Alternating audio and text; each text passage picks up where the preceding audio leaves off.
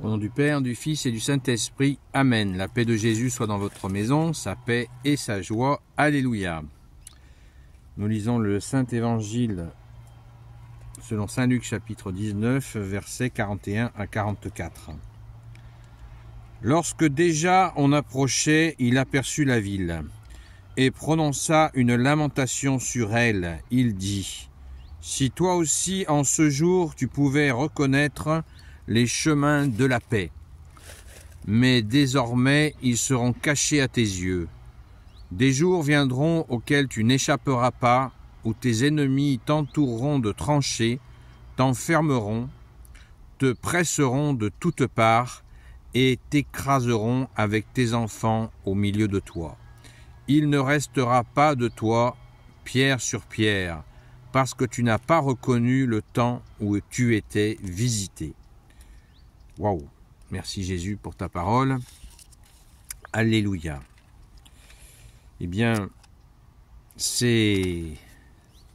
vous imaginez, on imagine que cette parole de toi, bien-aimé Jésus, elle a soulevé des tonnes et des tonnes d'encre.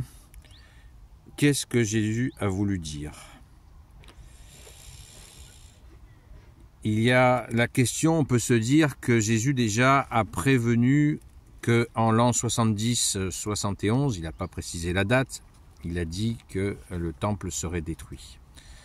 En 70-71, l'histoire a donné raison à Jésus, puisque en 70-71, il y a eu une révolte juive qui a conduit à un massacre terrible par l'armée romaine, évidemment, l'occupant romain, qui a non seulement a tué des milliers de gens, mais a détruit le temple.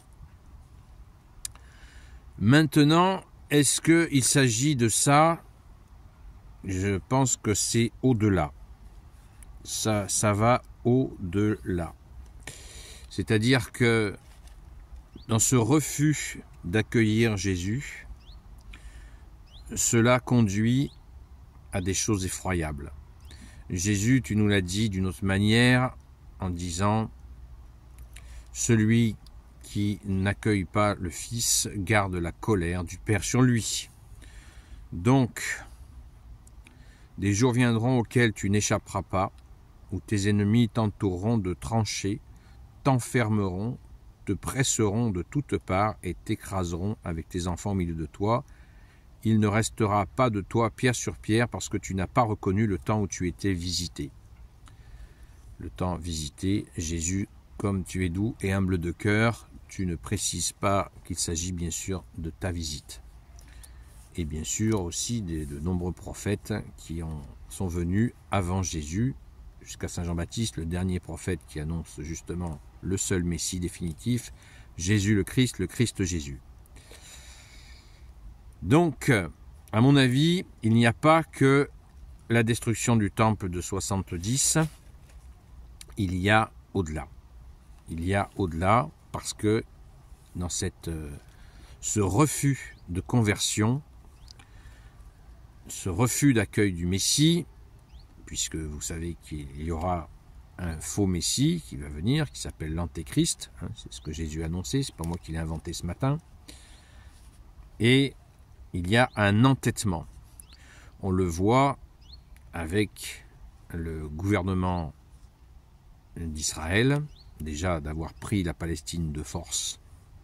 Cela a conduit à des horreurs, alors que Dieu, ni le Père, ni le Fils, ni le Saint-Esprit, n'a donné son accord pour que cette Palestine soit prise de force pour devenir l'État d'Israël.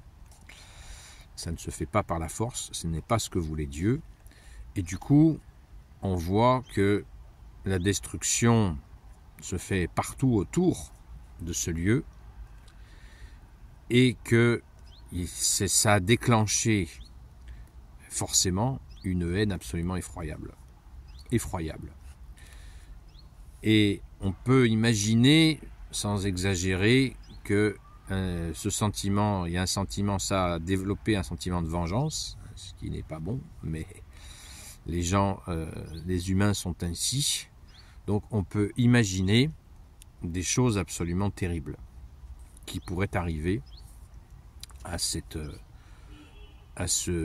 État tenu à bout de bras par les États-Unis, tellement il déclenche, depuis qu'il existe, il a déclenché des violences absolument effroyables autour de lui, et il continue de le faire, encore soutenu à bout de bras par les États-Unis, et on peut imaginer, peut-être, ce que je ne souhaite de mal à personne, personnellement, mais on peut imaginer que le retour de manivelle puisse arriver un jour, à moins qu'il y ait un sincère repentir et une réparation par rapport à toutes ces horreurs commises.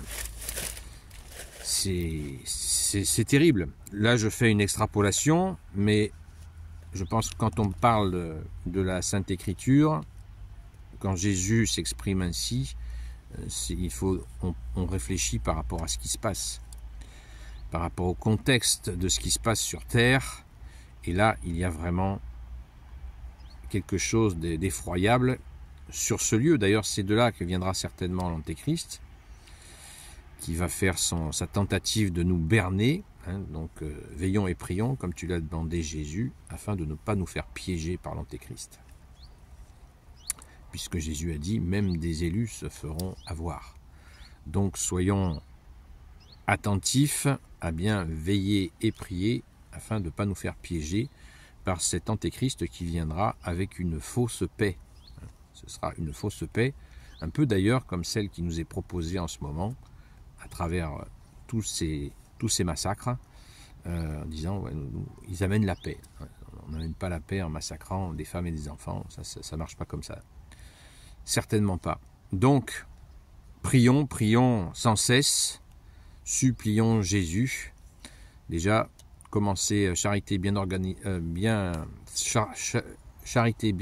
commence par soi-même. Prions pour que la France soit libérée des ténèbres et qu'elle retrouve sa place de fille aînée de l'Église, comme le dit la magnifique prophétie de Marthe Robin. Alléluia. Prions les amis. Merci Jésus pour tes merveilles. Gloire soit au Père, au Fils et au Saint-Esprit, maintenant et toujours et pour l'éternité. Amen. Ô Jésus, toi qui peux tout et qui porte tout, toi le Sauveur, toi l'Emmanuel, je te confie toutes celles et ceux qui regarderont cette vidéo, ainsi que leurs proches, selon ta seule volonté, ô Jésus. Sainte Marie, Reine des cieux, toi l'Immaculée Conception, toi qui écrases le serpent, toi qui es la lune sous tes pas, toi notre Mère, Notre-Dame, Saint Joseph, toi le juste et le saint, toi le sage, toi la terreur des démons, toi le saint gardien de la Sainte Église catholique et apostolique, Sainte Marie-Madeleine, notre chère Sainte Patronne, et vous, tous les saints et saintes, amis de Jésus, Saint Michel Archange, Saint Gabriel Archange, Saint Raphaël Archange, et vous tous les anges qui servez Jésus, je vous confie toutes celles et ceux qui regarderont cette vidéo, ainsi que leurs proches, selon ta seule volonté, ô Jésus. La paix de Jésus soit dans votre maison, et je vous dis à très vite. Sainte Marie-Madeleine n'est pas dans cette vidéo, mais elle est bien présente dans nos cœurs. Merci, Sainte Patronne, Sainte Marie-Madeleine, à très vite.